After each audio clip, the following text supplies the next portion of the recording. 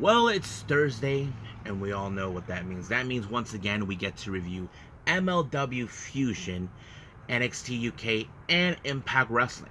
But first things first, we're going to review two events in the Tokyo Joshi World. The first one's going to be Stardom that took place on the 16th of June in Iwate. We only had one match involving the 5-star Grand Prix qualifying match in the Block B. We also got Tokyo Joshi Pro Wrestling with additional tack that took place on the 19th of June in Corkin Hall. So I'm very excited for that, and of course we got some interesting news updates that I'm willing to share with all of you. So let's get started with another episode of Deleted Wrestle Zone.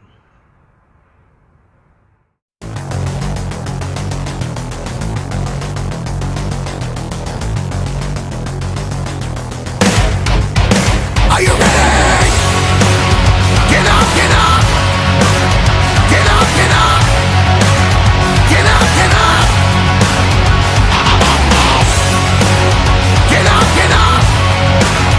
Get up, get up! Get up, get up!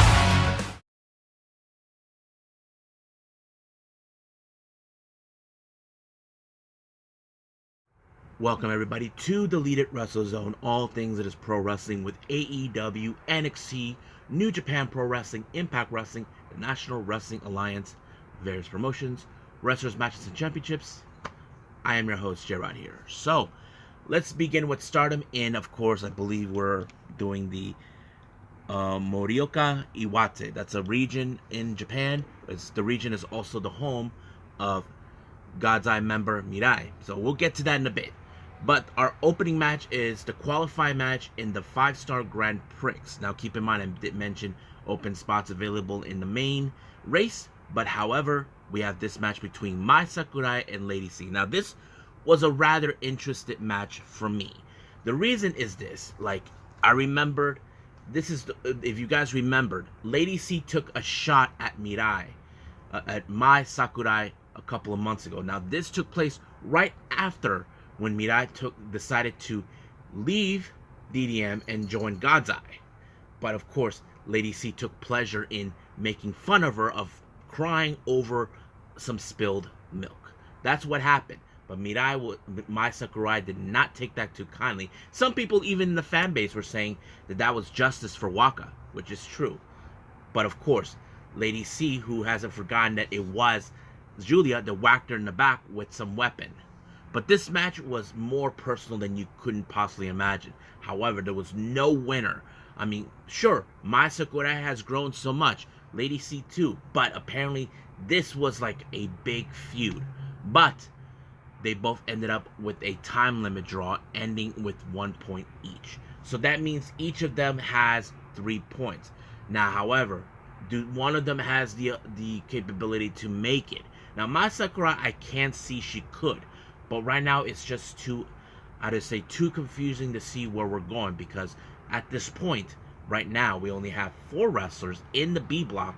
With 4 wrestlers, actually, with 3 points each. That's going to be a very difficult thing to observe.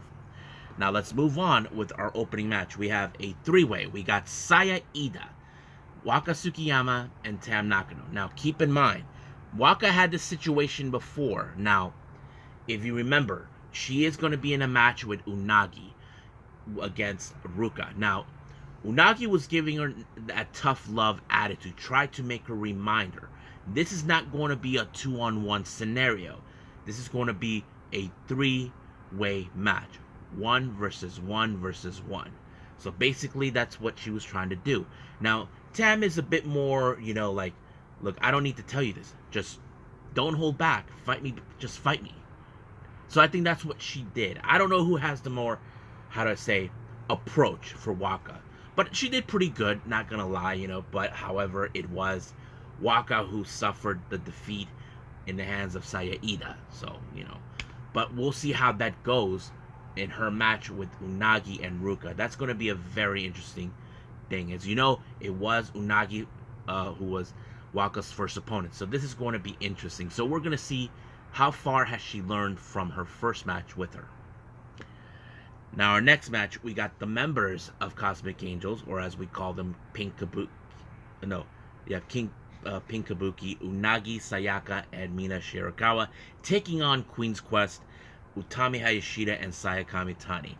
So this was a very interesting match. However, Utami, who's been declared one of the best wrestlers in the world, even #1 in the women's wrestling, and not to mention we got currently Sayakami Tani as the white belt champion. I thought it was a fun match, but it was, of course, Utami Hayashida who picked up the victory by pinning Mina Shirakawa. But there is no doubt in my mind that both Mina and Unagi do have their sights on the white belt. That's a championship that they know they can obtain, but it's going to take a while until we get to that point. Now, our next match, we have, of course, once again, the war between DDM and God's Eye continue. In DDM's side, we have Himeka, Maika, and Julia taking on God's Eye's Ami, Sori, Mirai, and Suri. Now, as I mentioned, these two teams are at war with each other due to the fact that Julia did not like the fact that Suri left and decided to form her own group, and Mirai decided to abandon them and join God's Eye. But I have to say, this was a very strong match. However, as you know, Julia did have two of the strongest wrestlers, which is Maika and Himeka, who are also the Goddesses Tag League tag champions. That's one of the things that we have been aware of. But none of their usual strength were able to put away either opponents. But however, the match ended with a time limit draw of 15 minutes. So that basically, no one wins, no one loses. But Mirai decided to throw out a little promo since they're in Iwate to show that she's home. She's not originally from that particular city, but she's from another city. I forgot what she called it, but yes. And of course, everybody gave her the standing ovation.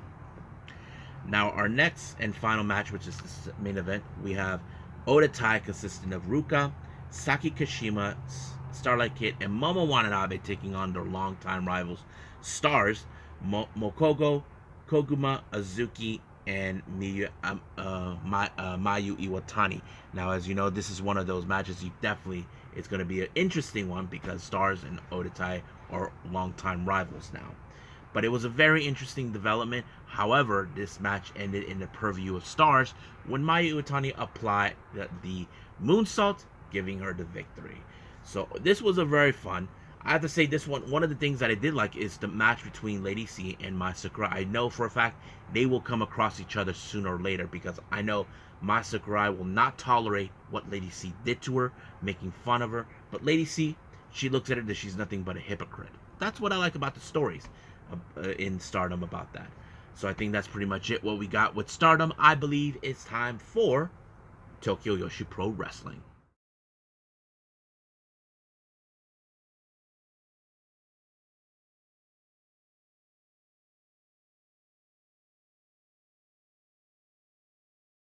So we got Tokyo Joshi Pro Wrestling Additional Tag 22, which took place on the 19th of June in Korkenhall. Now, some of you are probably saying, weren't you outside, J-Rod? Well, I was by the door, but it got darker here at my place where I'm from, so don't worry about it.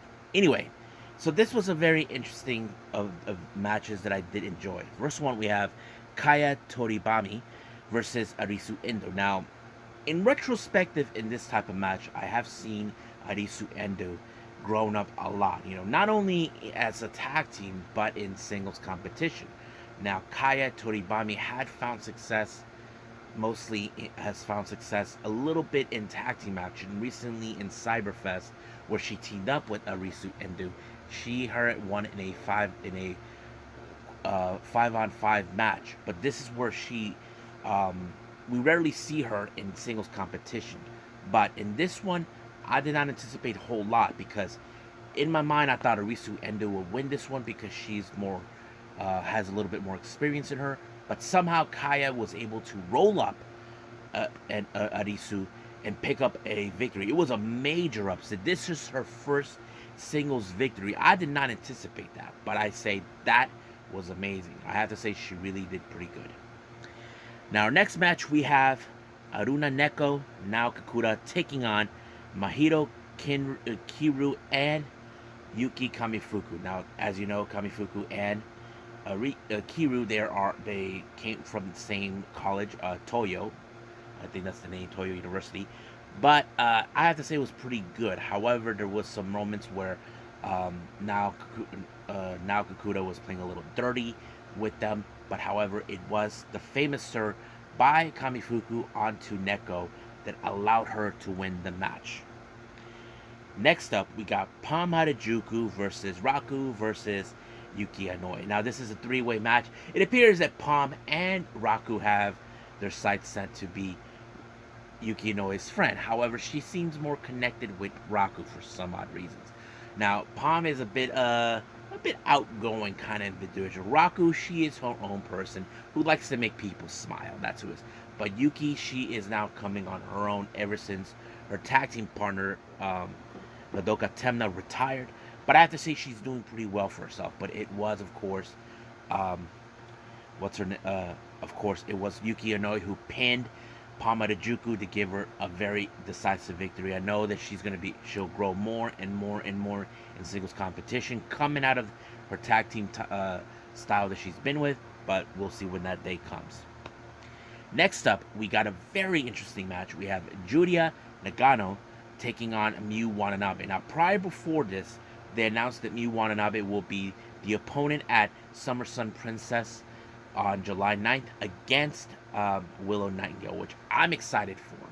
But, however, her task right now is against Julia Nagano. Now, Julia Nagano, if you guys know, she's one of the most recent new girls with a background in karate, and she's a registered nurse and an actress. However, I have to say this was very interesting because the way I saw, Julia was using her karate skills in order to get in the mindset of Miyu Watanabe in order to try to see what she's going to do. Somehow, Miyu was able to dodge, flank, block every kick, punch that Julia Nagano was doing. And I have to say it was pretty amazing. But however, it was the moment where she did the spin circle onto Julia Nagano, where she was disoriented, and then she finally finished her off with the teardrop, squeezing her abdomen down until Julia had finally tapped out and gave up from there. So that is very impressive. Now, our next match, we have, I believe, another tag team match. We have Yuki Arai and Saki Akia taking on Moka Miyamoto and Miyu Yamashita. Now, this is not the first time that Yuki Arai and Saki Akia teamed up. They have teamed up previously, and I have to say they have become a formidable duo in certain aspects. Now, Miyu Yamashita has been with many partners over the years, but I have to say this was another test. But I think Moka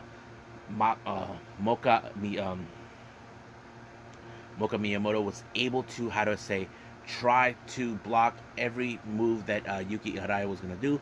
But, however, it was Yuki Arai who picked up the amazing victory onto, of course, Moka Miyamoto. 1, 2, 3, good night. However, something just transpired by the end of this match. Yuki Arai was whispering something into Saki Akai.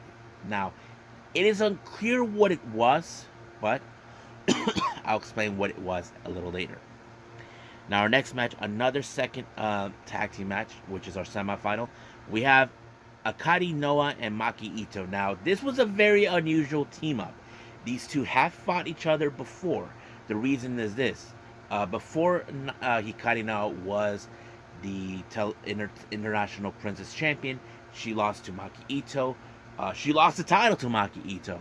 So that kind of puts in a very interesting perspective. But their opponents, it's a very fresh look. It's going to be Zuzumi and the White Dragon Rika Tatsumi. I thought this match was great because the thing is, I did not anticipate that Hikari Noah would get along with Maki Ito. I think she's like, okay, we don't like each other, but we got a match to get through, so let's just get it over with.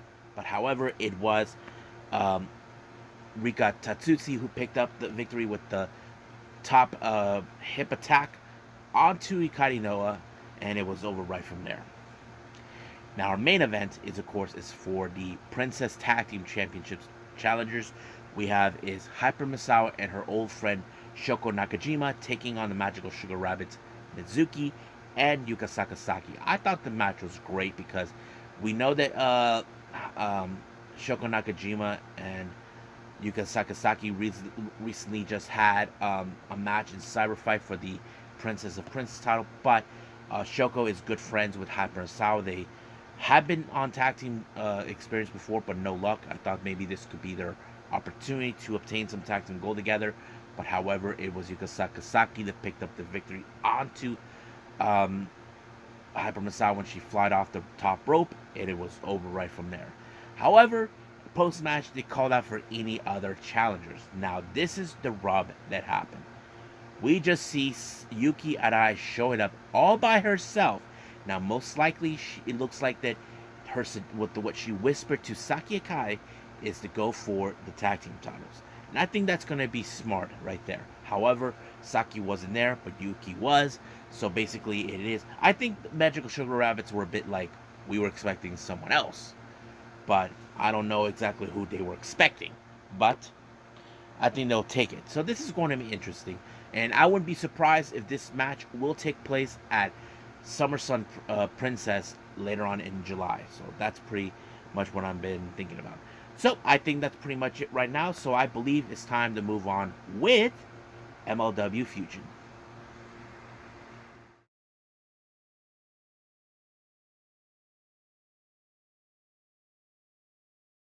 Okay, so let's talk about MLW Fusion 150. As you know, there's a lot of things taking place. We had the MLW World Middleweight Championship on the line.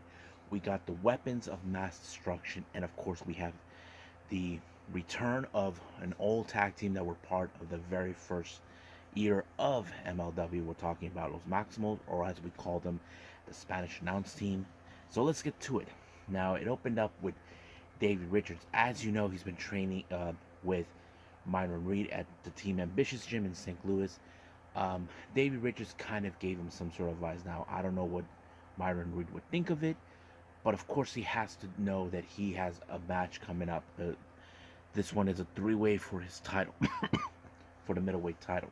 So he has to deal with Aries and Casey Navarro. Now, Casey Navarro, as you remember, not too long ago, maybe a couple of weeks ago, he wanted a shot at this title. So this time, Myron Reed has to put his skill set to the test as the young goat and one of the longest reigning MLW middleweight champions that we have seen so far. And I think that's what he needs to do. But he was able to overcome this match when he took out Casey Navarro. And I think that tells us he is one of the best.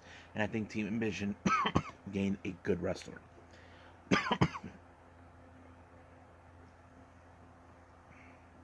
Now, as you know, recently we've been seeing Alex Kane and Mr. Thomas. We don't know who's been funding them. It appears that Alex Kane is not getting a lot of the attention like he hopes for. As you know, he tried to he's sick and tired of all this stuff about people talking about this and that. He feels it's all about him, trying to gain the attention. However, that's not going to happen. But we still don't know who in fact is funding the Bumaye Fight Club.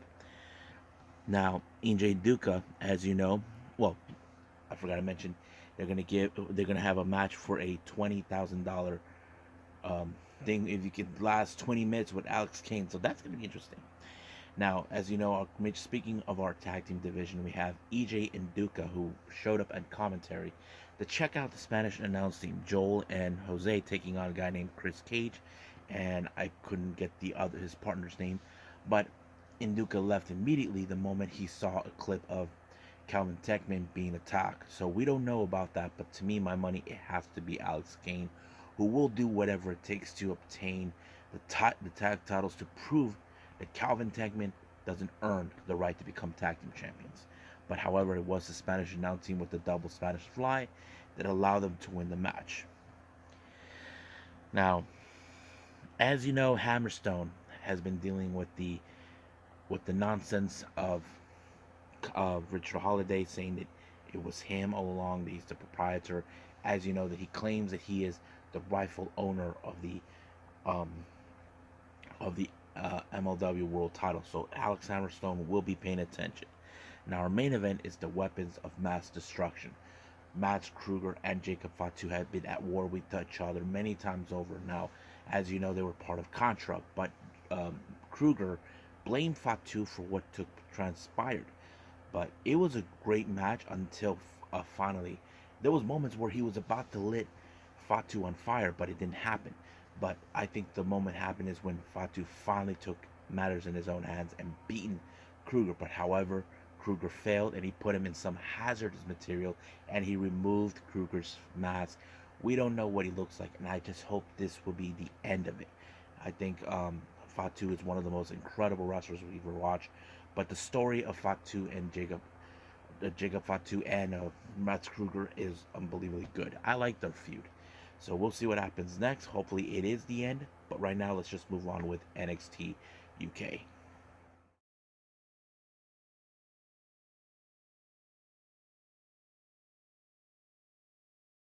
NXT UK now. I did not anticipate this part of the beginning of the show. Oliver Carter and Ashton Smith come out. As you know, a couple of weeks ago, they won the NXT Tag Team titles from Mustache Mountain. But we were all excited as fans to see what they could do in the ring, as are one of the most impressive tag teams we have seen and one of the fresher ones we definitely can get behind on. Unfortunately, they had to relinquish the titles due to the fact that um, Ashton Smith was unable to compete because he injured his knee. That required of him maybe months of. He feels like he disappointed Oliver Carter, but Carter told him, "No, man, you didn't disappoint me. Unfortunately, we made the best moment of our time, but we know that those two can come back." And of course, Sid Scala, as you know, he's doing his job, but he gave their last moment to show that they were a really good team. However, the real question did remain was this. We were expecting Oliver Carter and Ashton Smith to face off against, of course, NXT 2.0 wrestlers Josh Briggs and Brooks Jensen. However, Hellman and are demanding that those titles be handed over to them. But however, it appears there are other groups that want them. We have, of course, Briggs and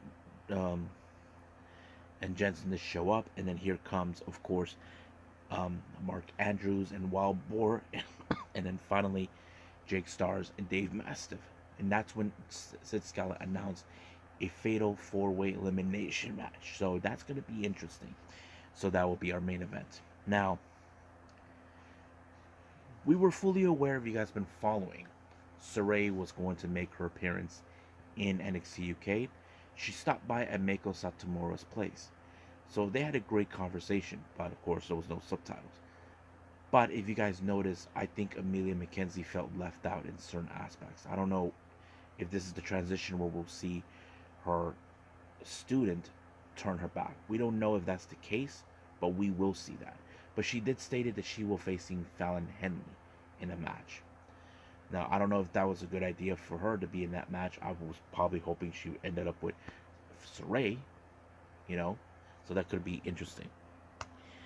Now, Shaw Samuels, as you know, he's still is feeling unanimous. Not to mention, I think he let go of that whole situation he had with Damon Camp and Wolfgang. But except he believes that this match should be the match he had with that tag match has to be erased from history. But it didn't. But he was hearing all this and that, saying this thing about Wolfgang. But Wolfgang was no idiot. He heard it. So there's going to be a match between those two down the line. Now, our next match, we have women's action. We have Myla Grace taking on Isla Dawn. Now, we haven't seen Isla Dawn since the World of Darkness match for the NXT UK Women's Championship. Looks like that Isla Dawn, it hasn't changed a bit, but Myla Grace has grown so much. But Isla Dawn was the one who had the much better advantage when she took her out. 1, 2, 3, it's over. She's back to her winning ways. Now, due to what happened last week, Tyler Bate has decided he's going to take a leave of absence. I'm going to assume he's going to go to try to feel what he's going to do now. As you know, Trent Seven turned his back on him, all this and that. Now, Kenny Williams, as you know, he's been gone paranoid. Now, he claims that as you guys noticed in the beginning, he never feels like, oh, no one's going to get me, no one's that stupid. But in recent times, someone has been stalking him. At first, he thought it was Sam Gradwell, but now he's becoming suspicious. It has to be Tiger Turan. But the real question is, who is Tiger Turan? Mark Andrews told him, "You made a lot of enemies.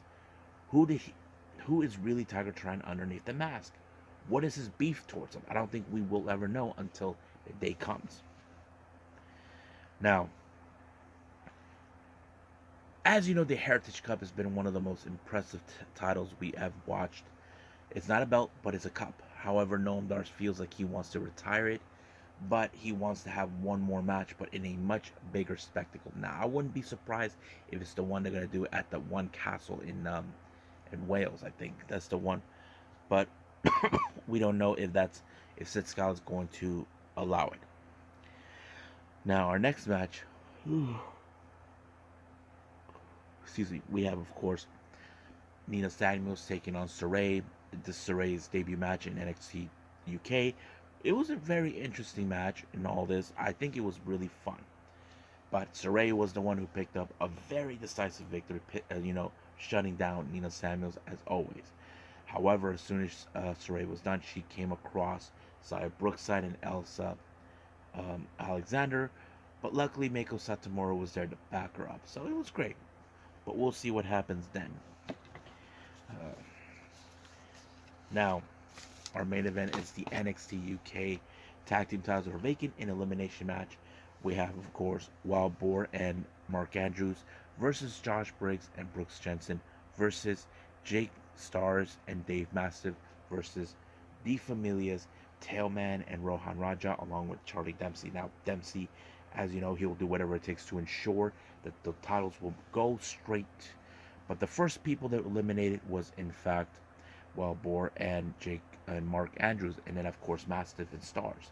But the momentum that Briggs and Jensen were amazed. I have to say this was one of the most impressive matches that I've seen so far. However, they were able to knock out Charlie Dempsey. That would give them the opportunity to become the brand new NXT UK Tag Team Champions. This is awesome. So that means we will see them more often in the NXT UK, but we don't know how long they're going to be there, but we'll see. So I think that's pretty much it with this. I believe it's time for Impact Wrestling.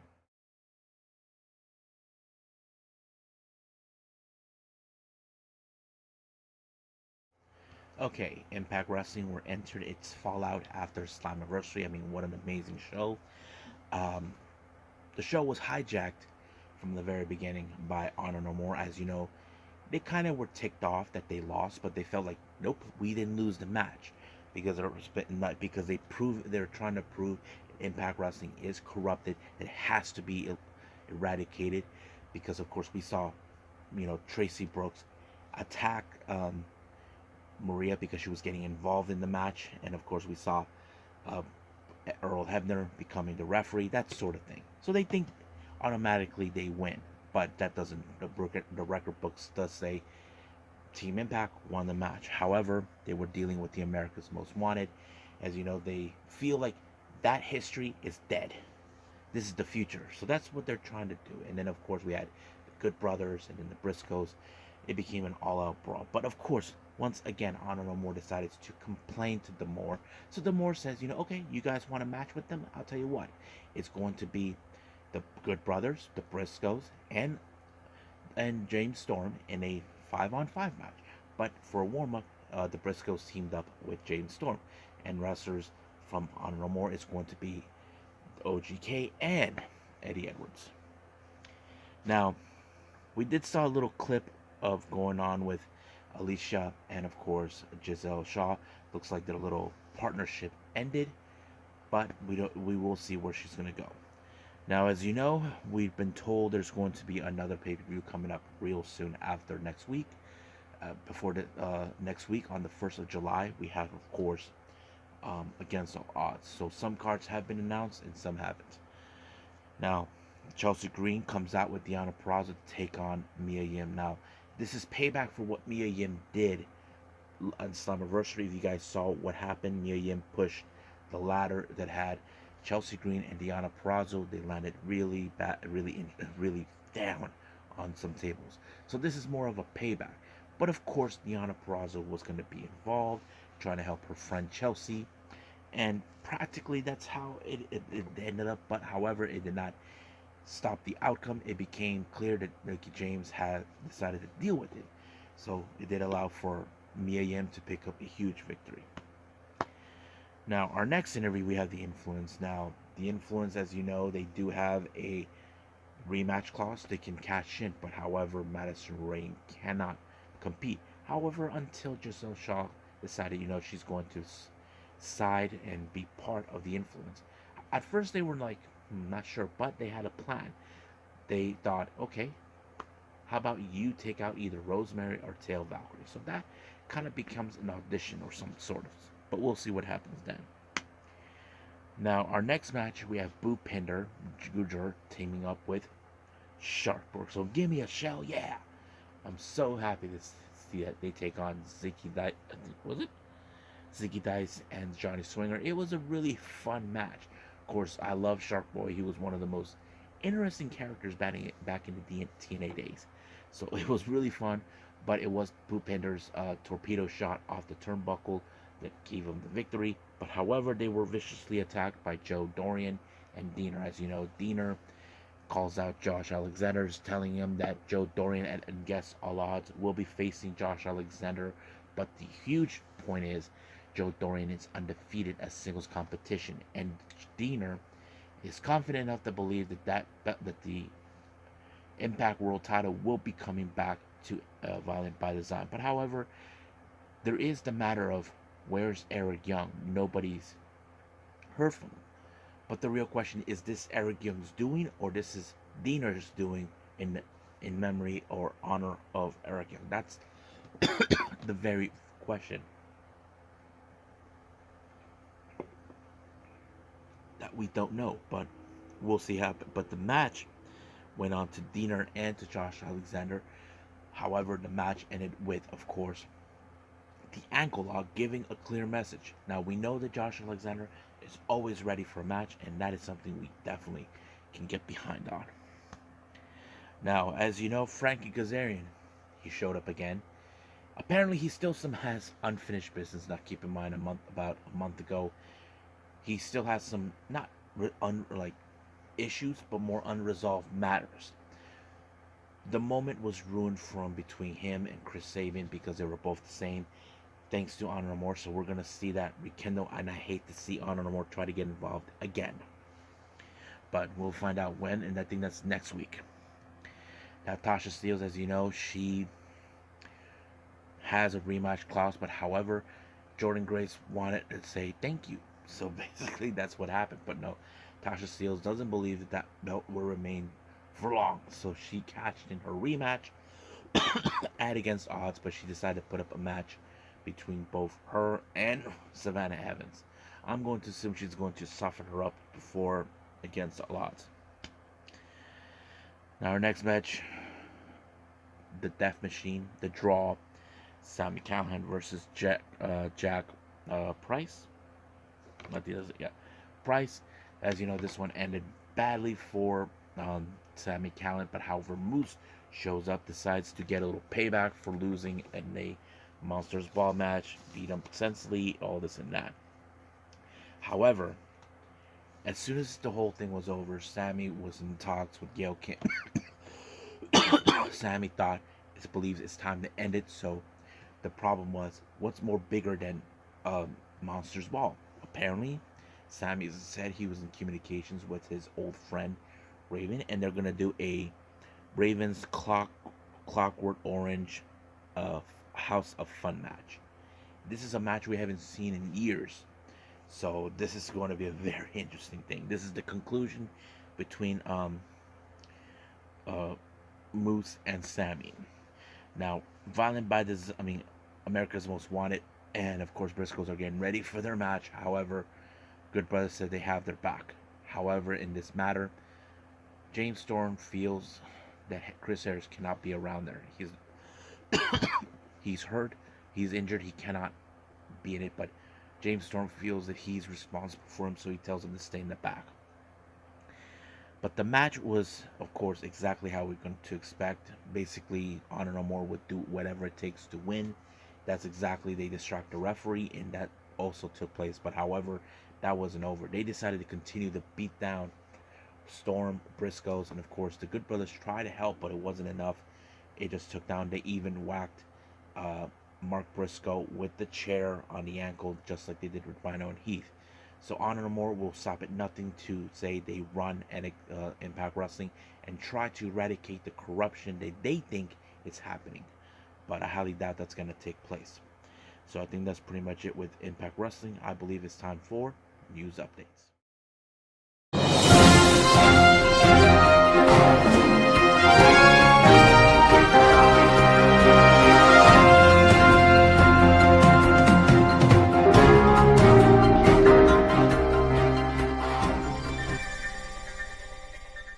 Okay, here are some news updates. Now, speaking of Impact Wrestling, it's now been official by Lady Frost. She's officially been released by the company. This was not Impact Wrestling's, doing. She asked for her release. We haven't seen her for a couple of months. That was kind of been strange for me. I don't know if they didn't have anything good for her or whatever. That's still unclear. Hopefully, Lady Frost can give us clarity what happened, like why she chose to be released. But she said that she thanked Gail Kim and Scott D'Amore for their gratitude for opportunities. I'm sure we will see her more often. I know I follow her on her social media, and so is her husband, Victor Benjamin. But we'll see what happens then. I mean, Lady Frost is the coolest wrestler ever. I love that catchphrase. I love how cool she is. Now, as you know, we're getting closer to Forbidden Door. I don't know what the F is wrong here.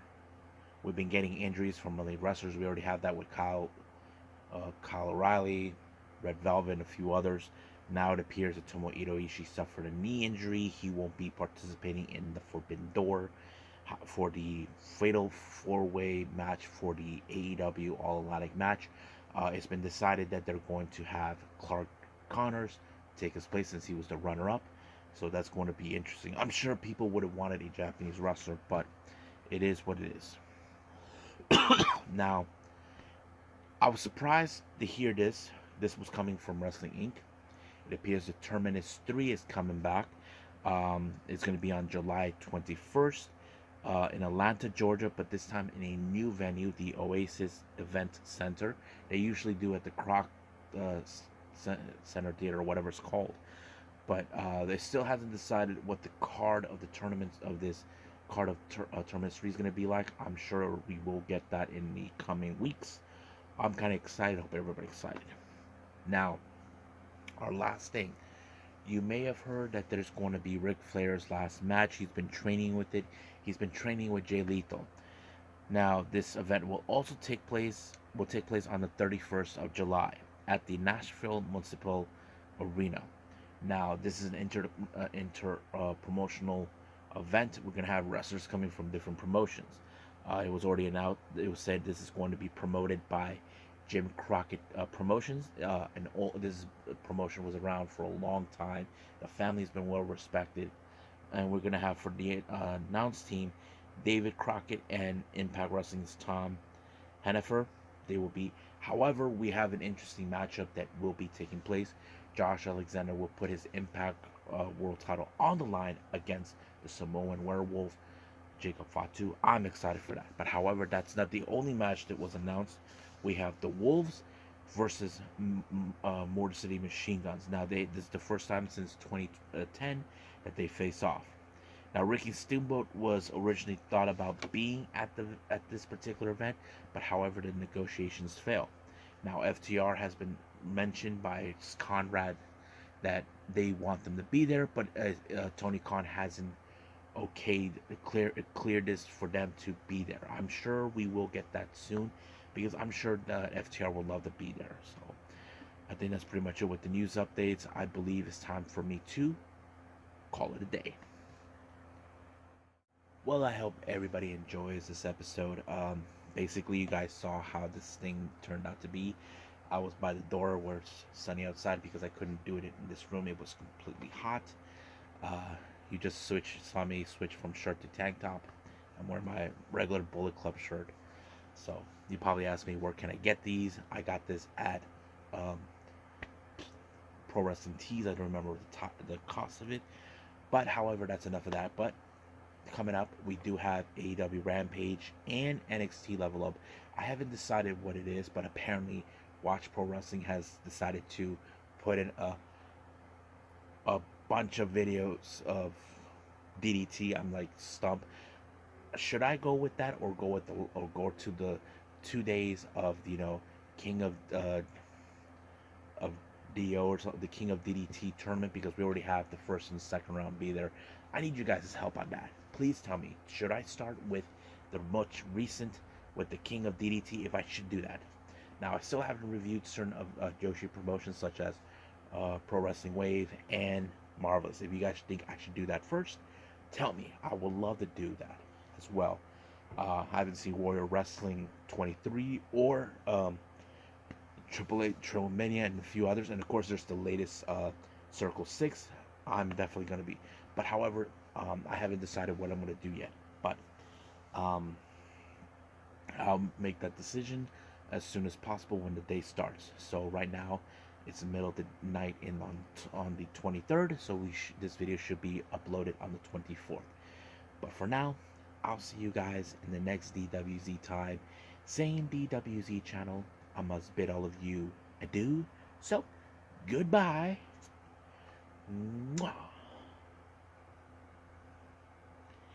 And have a nice day. Bang.